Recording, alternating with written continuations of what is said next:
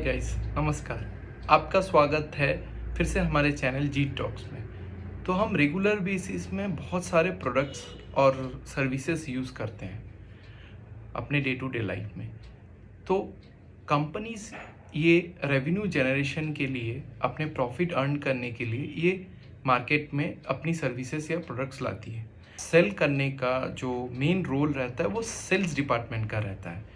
तो sales department बहुत important role play करता है कंपनी की अर्निंग में या रेवेन्यू जनरेशन में।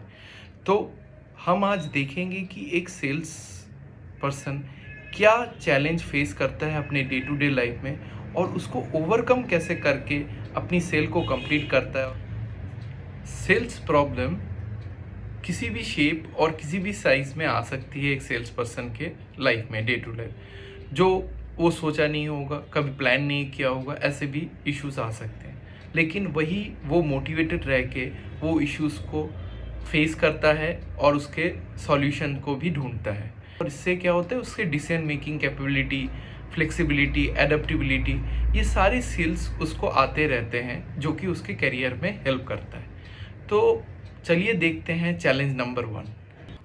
साल 2020 से पहले कस्टमर से हम मिलते थे, डेमोस्ट्रेट करते थे और हम कन्विंस करते थे कि वो हमारी प्रोडक्ट या सर्विसेज को ले, और कस्टमर भी इन टर्न हम पे ट्रस्ट करता था, हमारी ब्रांड पे ट्रस्ट करके हमारी सर्विसेज को परचेज करता था। लेकिन 2020 के बाद जब most of the companies work from home कर रही है तो ये काफ़ी चैलेंजिंग पोजीशन हो जाता है एक सेल्स पर्सन के रिगार्डिंग।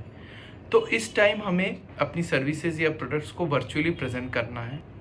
हमें अपनी सेल्स पिच काफ़ी स्ट्रॉन्ग रखनी पड़ेगी कि हम जब उन्हें वर्चुअली कनेक्ट कर रहे हैं तो उन्हें हम पर ट्रस्ट आए।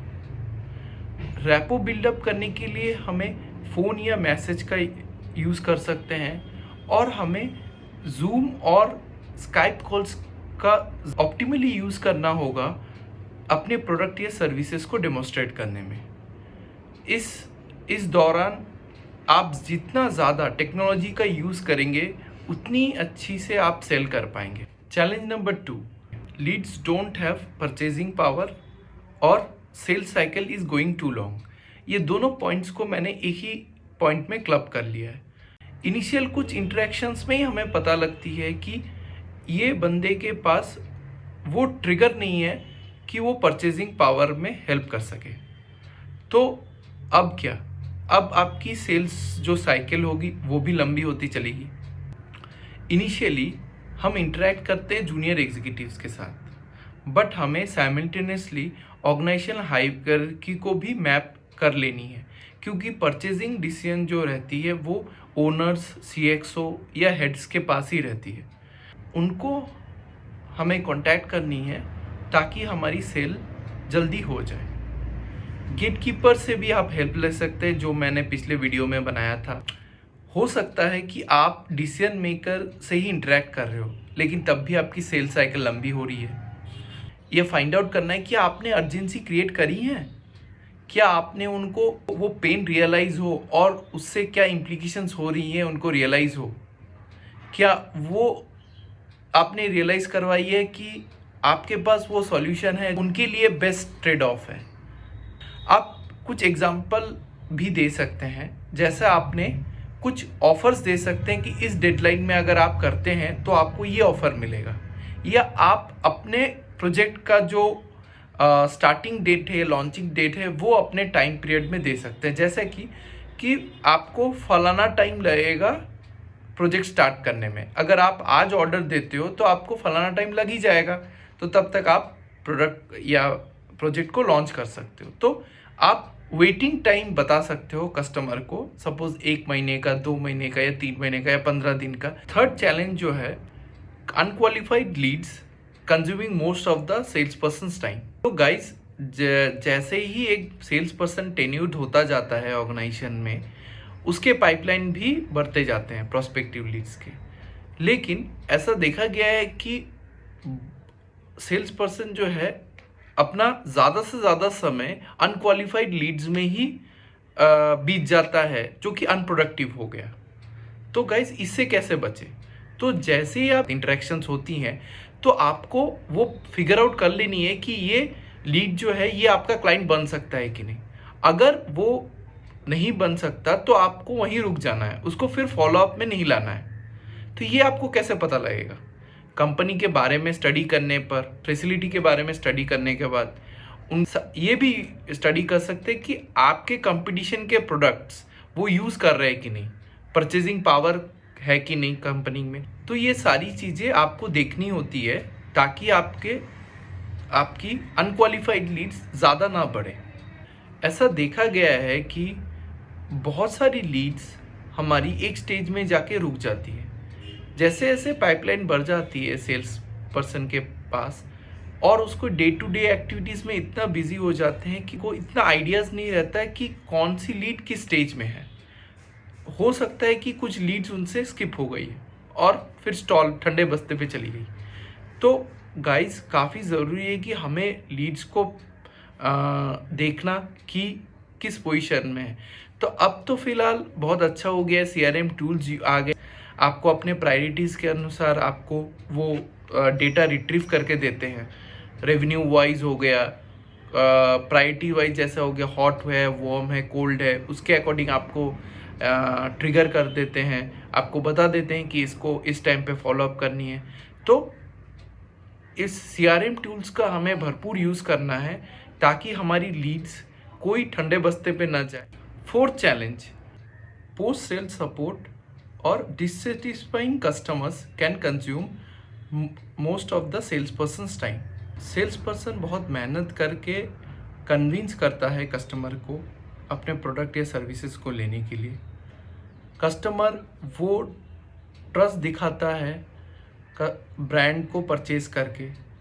जब वो परचेज करता है तब वो हाईली मोटिवेटेड रहता है अपने प्रोडक्ट या सर्विसेज को यूज़ करते हुए। लेकिन आफ्टर परचेज अगर हमारी कनेक्ट उनसे रुक जाए तो वो काफ़ी एबंडेंट फील करता है और खुदा ना खास्ता अगर वो चैलेंज फेस करना स्टार्ट कर दें तो इससे और बुरी बात और कहीं हो नहीं सकती एक सेल्स पर्सन के लाइफ में। तो काफ़ी ज़रूरी है कि हमें कनेक्ट बना के रखनी है। अगर हम विज़िट ना कर पाए तो ओवर द फ़ोन कॉल या ईमेल से हमें सर्विसेज के बारे में पूछनी है कि कैसी चल रही है सर्विसेज, सब ठीक है कि नहीं। अभी हम फ्रेंड्स रहेंगे तो बाद में वो हमारी सेल्स प्रॉब्लम में हेल्प करेंगे और इन फ्यूचर में कंपटीशन से भी बचाएंगे। कोई भी कंपनी 100% कस्टमर को खुश नहीं कर सकती। उसमें से कुछ ऐसे भी कस्टमर्स होंगे जिनके एक्सपीरियंस बैड हो सकते हैं आपकी प्रोडक्ट या सर्विसेज लेके। लेकिन अगर हमने उन कस्टमर्स को छोड़ दिया तो वो कहीं ना कहीं हमारी न्यू कस्टमर्स को भी अफेक्ट कर सकते हैं और वो हमारी टाइम को भी किल कर सकते हैं। हो सकता है कि आपके कंट्रोल में ना हो वो इश्यूज़, तो क्या करें? छोड़ दें उनको? ऐसा कभी ना करें।